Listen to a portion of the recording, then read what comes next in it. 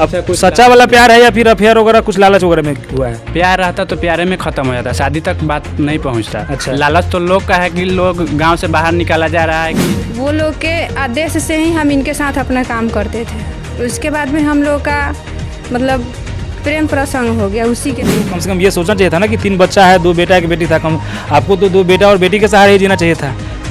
इनसे चक्कर कब हो गया? दूसरे तीसरे लड़का के साथ तो कुछ गलत नहीं कि जो भी कि एक लड़का के साथ की और उसके साथ जिंदगी पूरा निभाने के लिए तैयार हूँ। अब तो शादी के बंधन में भी बंध गई। इसमें हमारा क्या गलती है जो हमें लोग यहाँ गलत सलत वीडियो वायरल कर रहे हैं, जहाँ तहाँ बदनामी कर रहे हैं। तो पंचायती जो लोग किए हैं वो लोग आदेश दिए हैं कि गांव छोड़ देना है 25 तक, डेट भी दिए हैं। गांव नहीं छोड़ेंगे तो क्या करेंगे? ऐसे कुछ लोग कुछ धमकी दिए हैं क्या? तो वो लोग हमारे साथ कुछ भी कहीं भी कुछ भी कर सकते हैं, हमें मार दे, हमारे पति को मार दे। तो बच्चा का मुँह माया रहता तो आप बच्चा के साथ नहीं रहते, फिर इनके साथ आप लव मैरिज कैसे कर लिए? घर से निकाल दिया लोग तो क्या करें। नमस्कार, आप पब्लिक पॉइंट देख रहे हैं और मैं हूं आपके साथ अभिनीत। अभी हम हैं मुजफ्फरपुर ज़िले के पारू ब्लॉक के धरफड़ी गांव में, जहां का एक मामला सामने आया है। मामला ये है कि 3 बच्चों की एक विधवा माँ, जो कि पति के मरने के साल भर के बाद अपने पड़ोस के एक लड़के से शादी की है, और उस शादी के बाद इस गांव के आसपास के लोग एक पंचायती करके एक तालिबानी फरमान जारी किया गया है।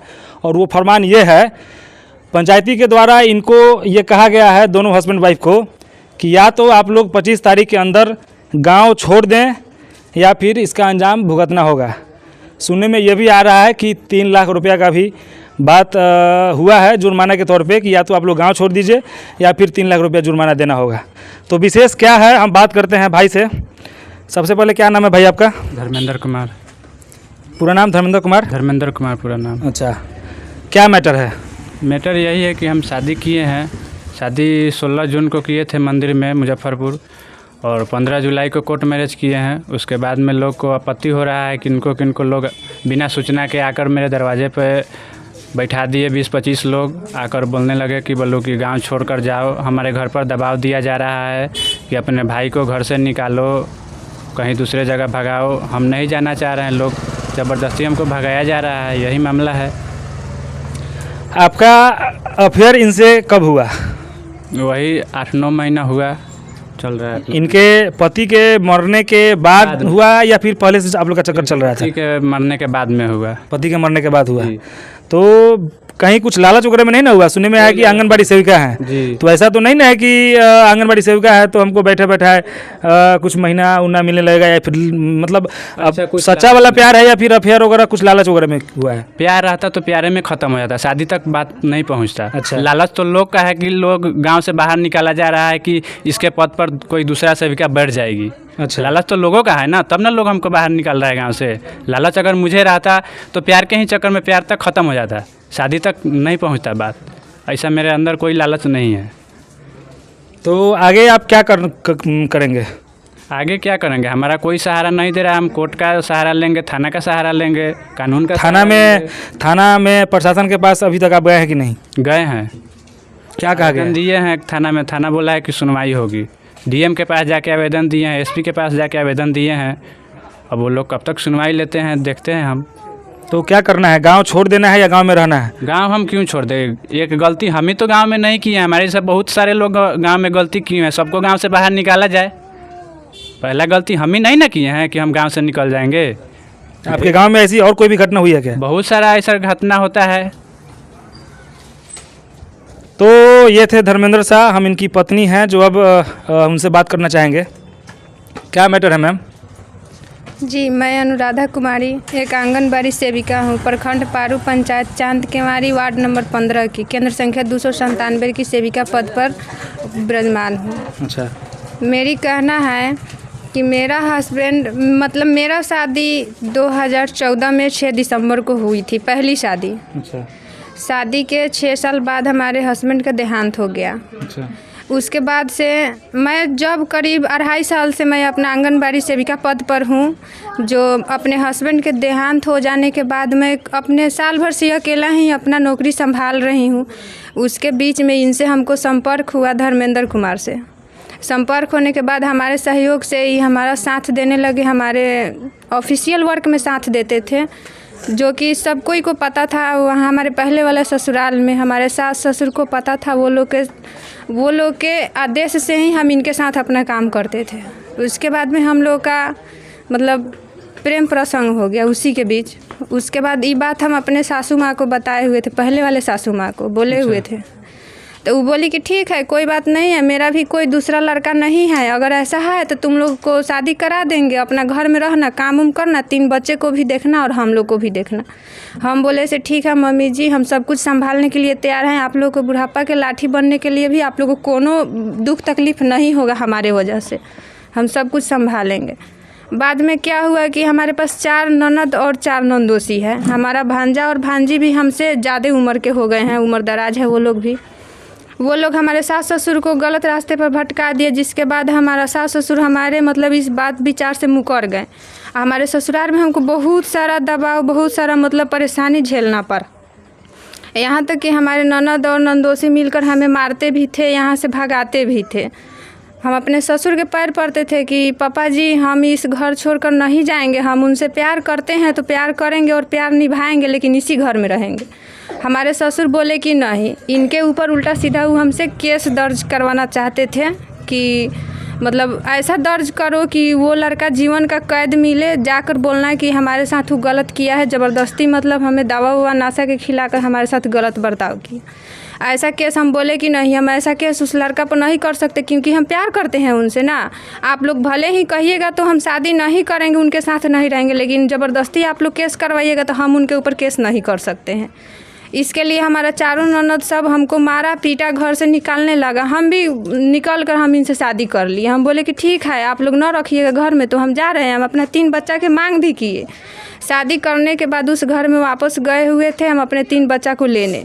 यहाँ के हमारे सास ससुर हमारा बच्चा नहीं दिए। हमारा जो भी सरकारी सामान था वो सामान भी वो लोग नहीं दिए, पूरा सामान रख लिए हैं। हमको सेंटर चलाने में भी दिक्कत यहाँ के लोग सब देने लगे। यहाँ के सारा समाज हमारे ससुर के ओर से मिल गए और मुझ पर गलत इल्ज़ाम लगाने लगे। हम क्या गलती किया, आप ही लोग। ससुर मतलब वो आपके पुराने वाले ससुर? जी, पुराने वाले ससुर। अच्छा। अब इसमें हमारी गलती यही है कि हम दोबारा शादी कर चुके हैं। इसी गलती को लेकर हमेशा यहाँ के मतलब जो भी समाज हमें कलंकित कर रहे हैं ना। हम दूसरे तीसरे लड़का के साथ तो कुछ गलत नहीं की, जो भी कि एक लड़का के साथ की और उसके साथ ज़िंदगी पूरा निभाने के लिए तैयार हूँ। अब तो शादी के बंधन में भी बंध गई। इसमें हमारा क्या गलती है जो हमें लोग यहाँ गलत सलत वीडियो वायरल कर रहे हैं, जहाँ तहाँ बदनामी कर रहे हैं। इसमें गलती क्या है, बुराइयाँ क्या है? पति पत्नी के साथ का संबंध कौन नहीं जानता है? किसका वीडियो वायरल हुआ है? मेरा गलत वीडियो वायरल हो रहा है जो कि यहाँ के लोग कर रहे हैं। कैसा, किनके साथ का वीडियो है? मतलब कैसा वीडियो है? मेरे पति के साथ का वीडियो है। इनके साथ का या उनके जी साथ? नहीं, इनके साथ जी। तो इनके साथ का वीडियो कैसे, मतलब लोगों के हाथ में कैसे लगा? लोगों के हाथ में लगा कि हमारा मोबाइल हमसे छीना गया। हमारा मोबाइल हमारा ननद और नंदोसी हमें मार पीट कर हमसे मोबाइल छीन लिए, जो कि उसमें कुछ प्राइवेट हम लोग का अपना पर्सनल फ़ोटो भी था। वही सब फ़ोटो उसमें से निकाल कर और हमारा नंदोसी वायरल किया। पहला वायरल हमारा नंदोसी किया, जिसका घर नाम है रामनाथ सा, घर है मोहजामा, थाना मतलब पारू थाना है उसका। पहला वीडियो वायरल वो किया, उसके बाद गांव के लोग सब करने लगा। अच्छा। इसी बात को लेकर हमें बहुत परेशानी और तकलीफ़ झेलनी पड़ रही है। समाज के लोग भी हमें कलंकित कर रहे हैं। क्यों, किस बात को लेकर हमें कलंकित कर, हम यही पूछना चाहते हैं। तो मतलब ये सब जो वीडियो वायरल हो रहा है, फोटो वायरल हो रहा है, या फिर पंचायती वाला भी कुछ मामला है? पंचायती वाला पहले मामला बताइए। पंचायती वाला मामला है कि ये लोग ज़बरदस्ती मुझे गांव से निकालना चाहते हैं और हमारा पद को अपनाना चाहते हैं। अच्छा जी, और मेरी कहना है कि हम अपना नौकरी छोड़कर कहूँ नहीं जाएंगे। मुझे अपना जॉब, अपना पति, अपना बाल बच्चा के साथ लोग खुश रहने देवे, बस यही हमारी सोच है। तो पंचायती जो लोग किए हैं वो लोग आदेश दिए हैं कि गांव छोड़ देना है, 25 तक डेट भी दिए हैं। गांव नहीं छोड़ेंगे तो क्या करेंगे? ऐसा कुछ वो लोग कुछ धमकी दिए हैं क्या? तो वो लोग हमारे साथ कुछ भी, कहीं भी कुछ भी कर सकते हैं। हमें मार दे, हमारे पति को मार दे, या कुछ भी करे। तो इसके खिलाफ में आप प्रशासन का सहारा लेने की कोशिश किए हैं? प्रशासन यहाँ के थाना पर या फिर DM से, SP से, ऐसा कुछ? जी, हम खुद आवेदन लेकर एसपी साहब के पास गए, एसपी साहब को ये सब बात बताए हैं। उसके बाद डीएम सर को भी बताए हैं, अपने कार्यालय पदाधिकारी डीपीओ मैम को भी बताए हैं। सबके पास हम खुद अपने से मिले हैं जाकर। अच्छा। उसके बाद स्थानीय थाना को भी आवेदन दिए हैं, पारू प्रखंड के अपने कार्यालय को भी आवेदन दिए हुए हैं। जो भी हम काम कर रहे हैं सब कुछ आवेदन और आदेशानुसार, कानून के आदेशानुसार ही काम कर रहे हैं। हमारा सेंटर भी चलाने का आदेश मिला हुआ है ऑफिस से, इसलिए हम वहाँ सेंटर चला रहे हैं। हमारे ऑफिस का कहनाम है कि फ़िलहाल आप सेंटर जहाँ आपको जगह मिल रहा है वहाँ चलाइए, बाद में हम आपको स्कूल में जगह दिलवाएंगे। जिसका हम आवेदन दिए हुए हैं, मौखिक तौर पर भी बोले हुए हैं, उसका हम आवेदन का रिसीव करा कर भी रखे हुए हैं। हम जहाँ जहाँ आवेदन दिए हुए हैं हर एक जगह का रिसीविंग हमारे पास है। तो थाना पे जब आप गए डीएम एसपी के पास तो उधर से कुछ आश्वासन मिला होगा ना? जी, आश्वासन मिला कि कार्रवाई की जाए। जो आदमी गांव से निकालने की धमकियां दे रही हैं और गलत फोटो वायरल वीडियो कर रहा है उस सबको।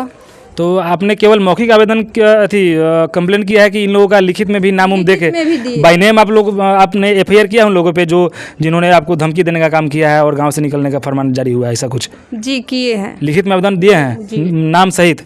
जी। तो वो लोग क्या कहीं ऐसा तो नहीं है कि वो लोग पावर वाले लोग हैं और पैरवी उरवी से मतलब बच जाएं या फिर आपके साथ कहीं कुछ ऐसा अनहोनी भी हो जाए?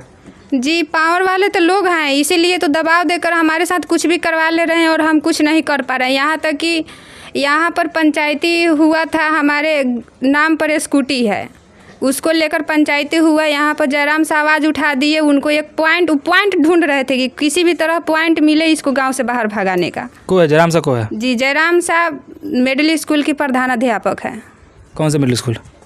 बालक धरफड़ी मिडिल स्कूल। अच्छा, तो वो कौन है? मतलब रिश्तेदार, उनके नाता रिश्ते में भी कोई है क्या आपके पुराने वाले ससुराल के? हस्बैंड का पर्दार है। पर्दारी में कहाँ है? तो पर्दारी की वजह से कर रहे हैं? अब वो जिसके वजह से करे वो हम नहीं जानते हैं, लेकिन हमारे जो बहाली हुआ है ना आंगनबाड़ी केंद्र पर, हमारे बाद उनके भावों का नंबर है, तो वो चाहते हैं कि हम ये पद छोड़े और उनके भावों का हो जाए। अच्छा। इसी की वजह से वो हमें 2.5 साल से लगभग परेशान कर रहे हैं हमारे नौकरी के पीछे। अच्छा। स्कूटी वाला क्या मैटर है? स्कूटी वाला मैटर है कि गाड़ी हमारे नाम पर था, जिसका किस्त हम किस्त पर ही लिए हुए गाड़ी, जिसका किस्त हम भर रहे थे, साल भर से भरे हैं, अभी 1 साल का और बाकी है उसका। वो लोग हमारे ससुर हमारा ना गाड़ी दिए, हमारे जो भी सरकारी सामान उमान मिला हुआ था, चावल, बच्चा सब के पढ़ाने वाला स्लेट, पेंसिल, दरी, ये सब कुछ भी सामान नहीं दिए, टोटल सामान रख लिए हैं। यहाँ तक कि हमारा जो रजिस्टर मेंटेन करते थे सेंटर पर, वो रजिस्टर भी वो रख लिए हैं। जब हम उनसे मांग किए अपने गाड़ी का, तो वो बोल रहे हैं कि तुम्हारा गाड़ी चोरी हो गया। हम नहीं जानते तुम्हारा गाड़ी क्या हुआ से। उनके चोरी होने के नाम पर हम जाके स्थानीय थाना देवरिया में एफआईआर दर्ज करा दिए कि सर हमारा गाड़ी चोरी हो चुका है। तो वो लोग बोले कि गाड़ी चोरी कैसे हुआ और कहाँ से हुआ। हम बोले कि हमारे ससुर के पास हम फ़ोन किए हुए थे, हम अपने गाड़ी का मांग किए, वो बोल रहे हैं कि गाड़ी चोरी हो गया, जिसके लिए हम आप एफआईआर दर्ज कराने आए हुए, हमारा गाड़ी चाहिए। ये लोग को पता चला कि हम एफआईआर कर दिए गाड़ी पर, बस लगभग 25-30 आदमी को लेकर हमारे दरवाजे पर पंचायती बैठा दिए और यहाँ आकर ज़बरदस्ती बोल रहे हैं कि स्वीकार कर लिए, एफआईआर के नाम सुनकर स्वीकार कर लिए कि गाड़ी मेरे पास है। अच्छा। स्वीकार कर लेने के बाद ज़बरदस्ती हमसे सेल लेटर पर साइन करवा लिया गया और पंचायती में ही? जी, पंचायती में ही ज़बरदस्ती। गेट पर आके लोग गेट पीटता था कि इसको घर से बाहर निकालो, बाहर निकालो। मेरे हस्बैंड को मारने की धमकी दिया जा रहा था, जिसके डर से हम सेल लेटर पर साइन कर दिए। साइन कर देने के बाद हमारा ससुर गाड़ी रखे हुए हैं, किस्त अभी भी हम भर रहे हैं गाड़ी के। ये सब कुछ नाइंसाफ़ी हो रहा है मेरे साथ। हमारा पूरा संपत्ति रखने के बावजूद भी हम पर लोग हमको हमारे ज़िंदगी के लोग तमाशा बना रखा है। सुने हैं 3 आपका बच्चा है और तीनों बच्चा कहाँ पे है अभी? तीनों बच्चा को लोग छुपा दिया है। शायद हम सुन रहे हैं एक बच्चा हमारे ससुर अपने पास में रखे हुए हैं और एक लड़का एक लड़की को पता ना कहाँ वो लापता किए हैं, जिसका पता हमें भी नहीं है। अच्छा, तो जी। आप बच्चा शादी जिस टाइम आप किए उस टाइम अपने बच्चों को लेकर नहीं गए थे कोर्ट में या फिर मंदिर में? जब बच्चों को लेकर नहीं गए थे क्योंकि हमारा ससुर हमको बच्चा देते ही नहीं है। अच्छा जी, हमारे साथ कहूँ नहीं जाने देते बच्चे को। तो शादी आपका पिछले महीने में 16 जून को हुआ है, 15 जुलाई को कोर्ट मैरिज किए हैं। तो आप वहाँ से मतलब घर से निकले कब हैं? पिछले जुलाई से ही निकले हैं या फिर शादी करके चुपचाप शादी कर ली और घर में थे, या फिर क्या शादी वाला क्या मैटर है? मंदिर में शादी किए, शादी करने के बाद हम अगर चाहते तो इनके साथ रह सकते थे, लेकिन हमको अपने बच्चा से भी प्यार था, बच्चा को भी छोड़ना नहीं चाह रहे थे, जिसके लिए हम दोबारा उस घर में गए। शादी करने के बाद गए थे? शादी कर सिंदूर उंदूर कर रहे थे कि नहीं कर रहे थे? जी कर रहे थे, सिंदूर कर रहे थे। तो सिंदूर करने के बाद उन लोग को आपत्ति नहीं हुआ कि सिंदूर कैसे कर रही है, नहीं कर रही है? जी सिंदूर हम करते थे, लेकिन वो लोग को उतना पता नहीं था, क्योंकि हम पर उतना ध्यान नहीं देता था, केयर नहीं करता था, जिसके लिए हम अपना बच्चे के लिए गए हुए थे। उसके बाद हम वो लोग को बोले कि हमको अपना बच्चा दीजिए। शादी कर ली है, बताए थे आप? जी हम बता दिए, शादी कर लेने के बाद हम बता दिए सबको। अच्छा, तो बच्चा आप मांगे? तो अब शादी कर लेने के बाद जब बता दिए तो उसके बाद वो लोग हमको घर से निकालने लगे। घर से निकालने लगे तो हम पैर पकड़ के अपने ससुर को रोए, गिड़गिड़ाए, बोले कि हमको इसी घर में रहने दीजिए, हम नहीं जाएंगे कहूँ भी, हम अपने बच्चा के साथ में रहना चाहते हैं। पर वो लोग हमें रहने नहीं दिए। तो इनके साथ आप कब आए हैं? इस घर में कब आए हैं? इस घर में आए हम 1 जुलाई को, यानी कि थाना के माध्यम। 16 जून को शादी किए ऐसे मंदिर में, जी 15 जुलाई को कोर्ट मैरिज इधर किए हैं, जी और 1 जुलाई को घर में आ गए आप। जी। तो उस टाइम बच्चा लेके नहीं आया? बच्चा वो लोग छुपा दिया। हमको आने से पहले हम थाना के हवाले गए हुए थे, थाना पर। वहाँ से हमको लिखित मिला कि हाँ आप सुरक्षित हैं, आप अपने घर पर जा सकती है। अच्छा। हम थाना से सुरक्षित होकर लिखित वहाँ पर दर्ज कर यहाँ घर पर आए। अच्छा। और थाना भी हम बोले हुए थे हमारे ससुर को कि इसका बच्चा इसको वापस दे दीजिए, लेकिन वो लोग कह रहे हैं, हमारे ससुर कह रहे हैं कि हमारा जान चल जाएगा पर बच्चा नहीं देंगे।